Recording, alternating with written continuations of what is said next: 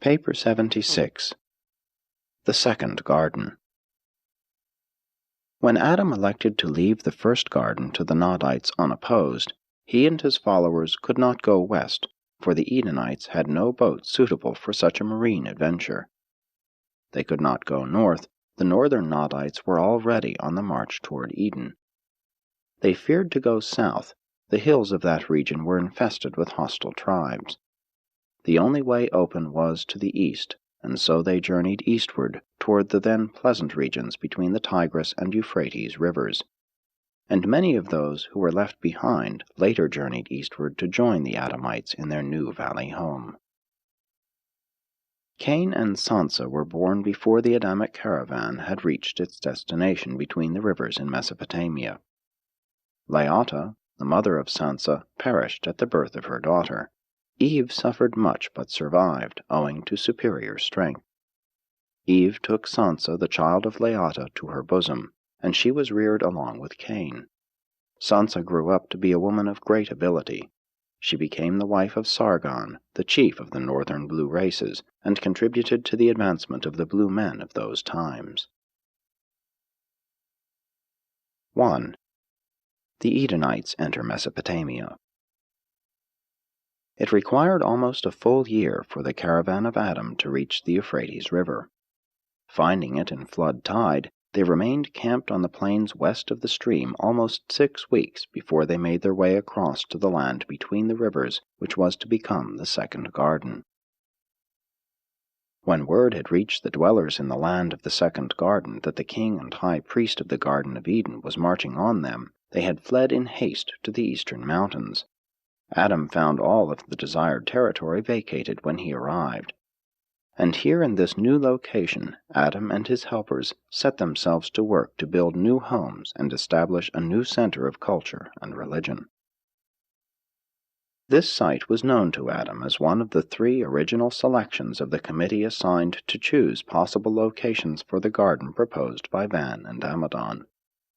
The 2 rivers themselves were a good natural defense in those days, and a short way north of the Second Garden, the Euphrates and Tigris came close together, so that a defense wall extending 56 miles could be built for the protection of the territory to the south and between the rivers.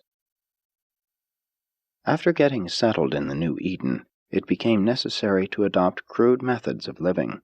It seemed entirely true that the ground had been cursed.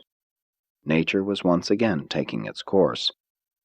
Now were the Adamites compelled to wrest a living from unprepared soil and to cope with the realities of life in the face of the natural hostilities and incompatibilities of mortal existence. They found the first garden partially prepared for them, but the second had to be created by the labor of their own hands and in the sweat of their faces. 2. Cain and Abel. Less than 2 years after Cain's birth, Abel was born, the first child of Adam and Eve to be born in the Second Garden. When Abel grew up to the age of 12 years, he elected to be a herder. Cain had chosen to follow agriculture.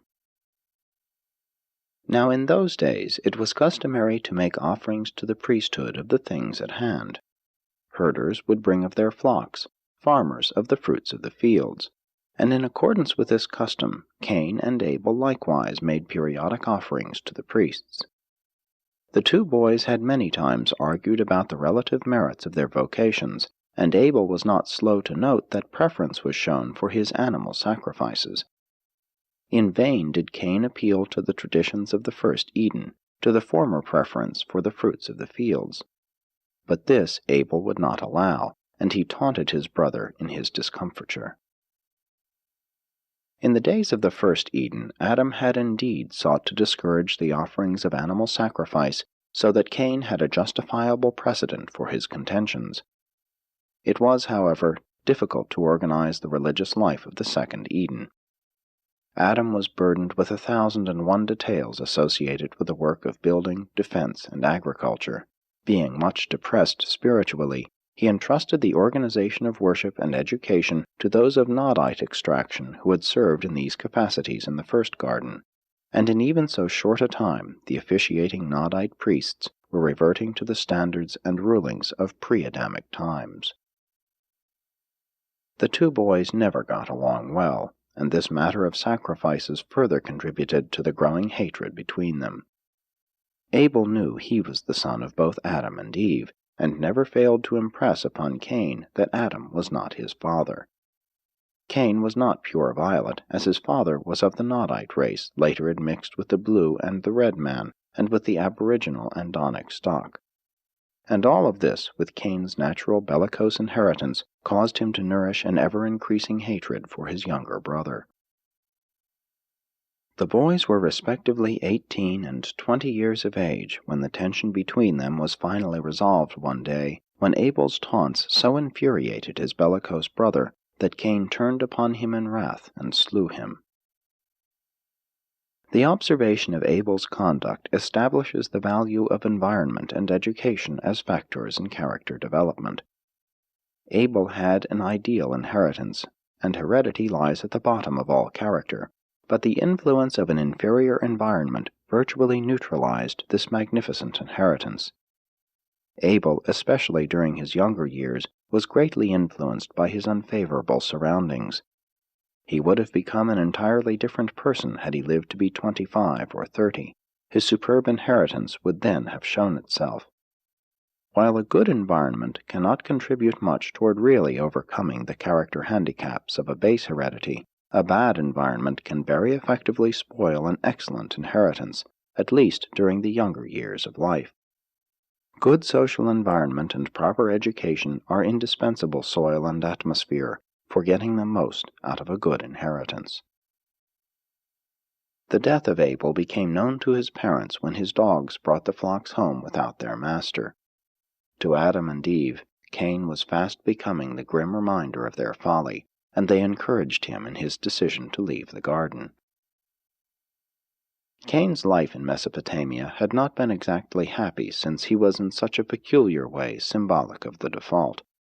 It was not that his associates were unkind to him, but he had not been unaware of their subconscious resentment of his presence. But Cain knew that, since he bore no tribal mark, he would be killed by the first neighboring tribesman who might chance to meet him. Fear and some remorse led him to repent. Cain had never been indwelt by an adjuster, had always been defiant of the family discipline and disdainful of his father's religion. But he now went to Eve, his mother, and asked for spiritual help and guidance, and when he honestly sought divine assistance, an adjuster indwelt him. And this adjuster, dwelling within and looking out, gave Cain a distinct advantage of superiority, which classed him with the greatly feared tribe of Adam. And so Cain departed for the land of Nod, east of the second Eden. He became a great leader among one group of his father's people, and did, to a certain degree, fulfill the predictions of Sareptasia, for he did promote peace between this division of the Nodites and the Adamites throughout his lifetime. Cain married Ramona, his distant cousin, and their first son, Enoch, became the head of the Elamite Nodites, and for hundreds of years the Elamites and the Adamites continued to be at peace. 3. Life in Mesopotamia. As time passed in the second garden, the consequences of default became increasingly apparent. Adam and Eve greatly missed their former home of beauty and tranquility, as well as their children who had been deported to Edenetia. It was indeed pathetic to observe this magnificent couple reduced to the status of the common flesh of the realm, but they bore their diminished estate with grace and fortitude. Adam wisely spent most of the time training his children and their associates in civil administration, educational methods, and religious devotions. Had it not been for this foresight, pandemonium would have broken loose upon his death. As it was, the death of Adam made little difference in the conduct of the affairs of his people. But long before Adam and Eve passed away, they recognized that their children and followers had gradually learned to forget the days of their glory in Eden. And it was better for the majority of their followers that they did forget the grandeur of Eden. They were not so likely to experience undue dissatisfaction with their less fortunate environment. The civil rulers of the Adamites were derived hereditarily from the sons of the first garden. Adam's first son, Adamson, Adam ben Adam, founded a secondary center of the violet race to the north of the second Eden. Adam's second son, Eve's son, became a masterly leader and administrator. He was the great helper of his father. Eve's son lived not quite so long as Adam, and his eldest son, Jansad, became the successor of Adam as the head of the Adamite tribes. The religious rulers or priesthood originated with Seth, the eldest surviving son of Adam and Eve, born in the second garden. He was born 129 years after Adam's arrival on Urantia. Seth became absorbed in the work of improving the spiritual status of his father's people, becoming the head of the new priesthood of the second garden. His son Enos founded the new order of worship, and his grandson Canaan instituted the foreign missionary service to the surrounding tribes near and far. The Sethite priesthood was a threefold undertaking, embracing religion, health, and education. The priests of this order were trained to officiate at religious ceremonies, to serve as physicians and sanitary inspectors, and to act as teachers in the schools of the garden. Adam's caravan had carried the seeds and bulbs of hundreds of plants and cereals of the first garden with them to the land between the rivers. They also had brought along extensive herds and some of all the domesticated animals. Because of this, they possessed great advantages over the surrounding tribes. They enjoyed many of the benefits of the previous culture of the original garden. Up to the time of leaving the first garden, Adam and his family had always subsisted on fruits, cereals, and nuts. On the way to Mesopotamia, they had, for the first time, partaken of herbs and vegetables. The eating of meat was early introduced into the second garden, but Adam and Eve never partook of flesh as a part of their regular diet. Neither did Adam's son nor Eve's son, nor the other children of the first generation of the first garden become flesh-eaters. The Adamites greatly excelled the surrounding peoples in cultural achievement and intellectual development. They produced the third alphabet, and otherwise laid the foundations for much that was the forerunner of modern art, science, and literature. Here in the lands between the Tigris and Euphrates, they maintained the arts of writing, metalworking, pottery-making, and weaving, and produced a type of architecture that was not excelled in thousands of years. The home life of the Violet peoples was, for their day and age, ideal. Children were subjected to courses of training in agriculture, craftsmanship, and animal husbandry, or else were educated to perform the threefold duty of a Sethite, to be priest, physician, and teacher. And when thinking of the Sethite priesthood, do not confuse those high-minded and noble teachers of health and religion, those true educators, with the debased and commercial priesthoods of the later tribes and surrounding nations. Their religious concepts of deity and the universe were advanced and more or less accurate. Their health provisions were, for their time, excellent, and their methods of education have never since been surpassed. 4. The Violet Race. Adam and Eve were the founders of the violet race of men, the ninth human race to appear on Urantia. Adam and his offspring had blue eyes, and the violet peoples were characterized by fair complexions and light hair color, yellow, red, and brown. Eve did not suffer pain in childbirth, neither did the early evolutionary races. Only the mixed races produced by the union of evolutionary man with the Nodites and later with the Adamites suffered the severe pangs of childbirth. Adam and Eve, like their brethren on Jerusalem, were energized by dual nutrition, subsisting on both food and light, supplemented by certain superphysical energies unrevealed on Urantia. Their Urantia offspring did not inherit the parental endowment of energy intake and light circulation. They had a single circulation, the human type of blood sustenance. They were designedly mortal, though long-lived, albeit longevity gravitated toward the human norm with each succeeding generation. Adam and Eve and their first generation of children did not use the flesh of animals for food. They subsisted wholly upon the fruits of the trees. After the first generation, all of the descendants of Adam began to partake of dairy products, but many of them continued to follow a non-flesh diet. Many of the southern tribes with whom they later united were also non-flesh eaters. Later on, most of these vegetarian tribes migrated to the east and survived as now admixed in the peoples of India. Both the physical and spiritual visions of Adam and Eve were far superior to those of the present-day peoples. Their special senses were much more acute, and they were able to see the midwayers and the angelic hosts, the Melchizedeks and the fallen Prince Caligastia, who several times came to confer with his noble successor. They retained the ability to see these celestial beings for over 100 years after the default. These special senses were not so acutely present in their children, and tended to diminish with each succeeding generation. The Adamic children were usually adjuster indwelt, since they all possessed undoubted survival capacity. These superior offspring were not so subject to fear as the children of evolution.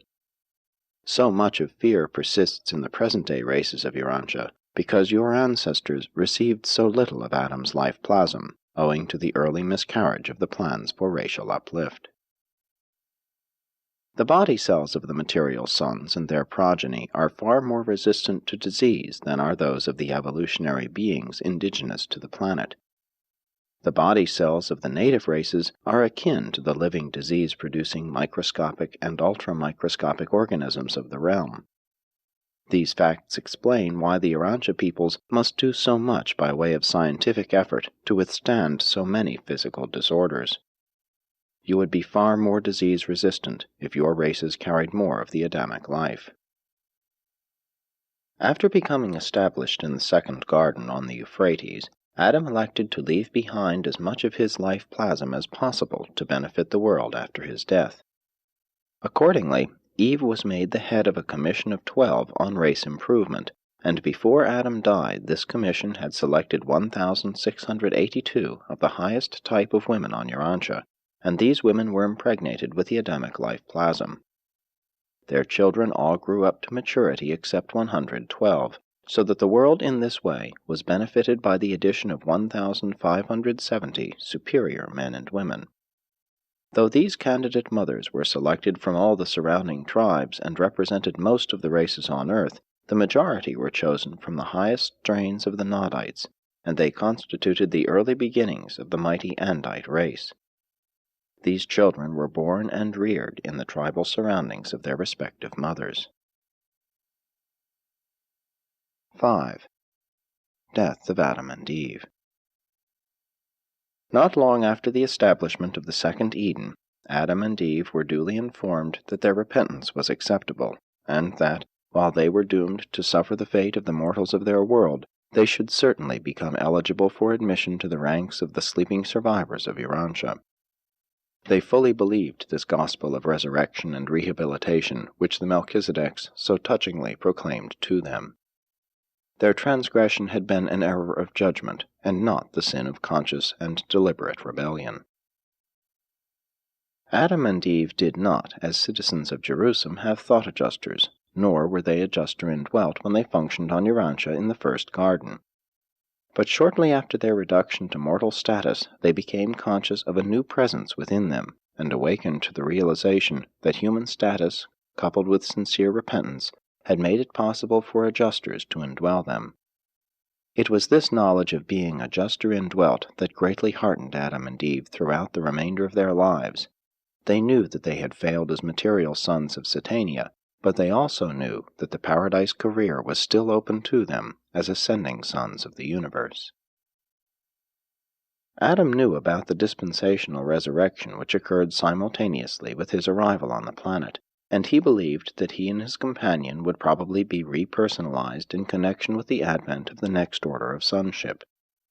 He did not know that Michael, the sovereign of this universe, was so soon to appear on Urantia. He expected that the next son to arrive would be of the Avonal order. Even so, it was always a comfort to Adam and Eve, as well as something difficult for them to understand, to ponder the only personal message they ever received from Michael. This message, among other expressions of friendship and comfort, said, "I have given consideration to the circumstances of your default. I have remembered the desire of your hearts ever to be loyal to my Father's will, and you will be called from the embrace of mortal slumber when I come to Urantia, if the subordinate sons of my realm do not send for you before that time." And this was a great mystery to Adam and Eve. They could comprehend the veiled promise of a possible special resurrection in this message, and such a possibility greatly cheered them, but they could not grasp the meaning of the intimation that they might rest until the time of a resurrection associated with Michael's personal appearance on Urantia. And so the Edenic pair always proclaimed that a Son of God would sometime come, and they communicated to their loved ones the belief, at least the longing hope, that the world of their blunders and sorrows might possibly be the realm whereon the ruler of this universe would elect to function as the Paradise Bestowal Son. It seemed too good to be true, but Adam did entertain the thought that strife-torn Urantia might, after all, turn out to be the most fortunate world in the system of Satania, the envied planet of all Nebadon. Adam lived for 530 years. He died of what might be termed old age. His physical mechanism simply wore out. The process of disintegration gradually gained on the process of repair, and the inevitable end came. Eve had died 19 years previously of a weakened heart.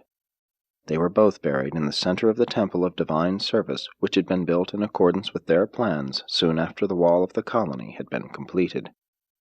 And this was the origin of the practice of burying noted and pious men and women under the floors of the places of worship.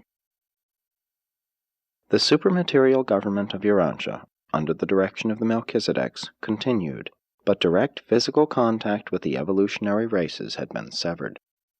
From the distant days of the arrival of the corporeal staff of the planetary prince, down through the times of Van and Amadon to the arrival of Adam and Eve, physical representatives of the universe government had been stationed on the planet. But with the Adamic default, this regime, extending over a period of more than 450,000 years, came to an end. In the spiritual spheres, angelic helpers continued to struggle in conjunction with the thought adjusters, both working heroically for the salvage of the individual, but no comprehensive plan for far-reaching world welfare was promulgated to the mortals of Earth until the arrival of Makaventa Melchizedek in the times of Abraham, who, with the power, patience, and authority of a Son of God, did lay the foundations for the further uplift and spiritual rehabilitation of unfortunate Urantia. Misfortune has not, however, been the sole lot of Urantia. This planet has also been the most fortunate in the local universe of Nebadon.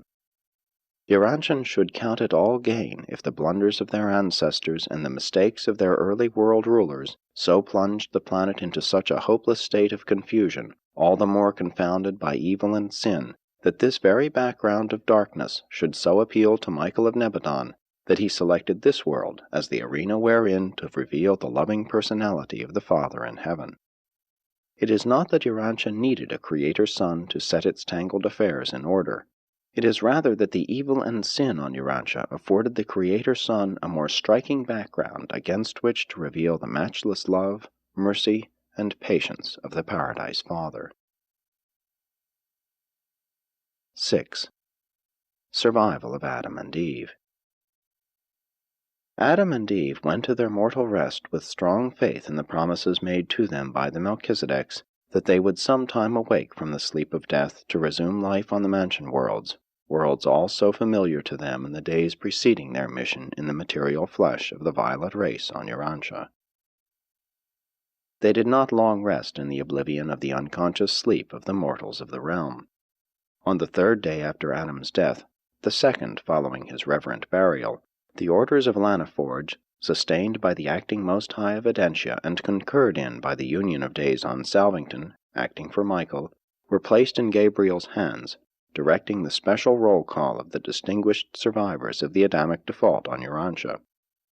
And in accordance with this mandate of special resurrection, number 26 of the Urantia series, Adam and Eve were repersonalized and reassembled in the resurrection halls of the mansion worlds of Satania, together with 1,316 of their associates in the experience of the first garden. Many other loyal souls had already been translated at the time of Adam's arrival, which was attended by a dispensational adjudication of both the sleeping survivors and of the living qualified ascenders. Adam and Eve quickly passed through the worlds of progressive ascension until they attained citizenship on Jerusalem, once again to be residents of the planet of their origin, but this time as members of a different order of universe personalities. They left Jerusalem as permanent citizens, sons of God. They returned as ascendant citizens, sons of man. They were immediately attached to the Urantia service on the system capital, later being assigned membership among the 24 counselors who constitute the present advisory control body of Urantia. And thus ends the story of the planetary Adam and Eve of Urantia, a story of trial, tragedy, and triumph, at least personal triumph for your well-meaning but deluded material son and daughter, and undoubtedly, in the end, a story of ultimate triumph for their world and its rebellion-tossed and evil-harassed inhabitants. When all is summed up, Adam and Eve made a mighty contribution to the speedy civilization and accelerated biologic progress of the human race. They left a great culture on Earth, but it was not possible for such an advanced civilization to survive in the face of the early dilution and eventual submergence of the Adamic inheritance. It is the people who make a civilization. Civilization does not make the people. Presented by Salonia, the seraphic voice in the garden.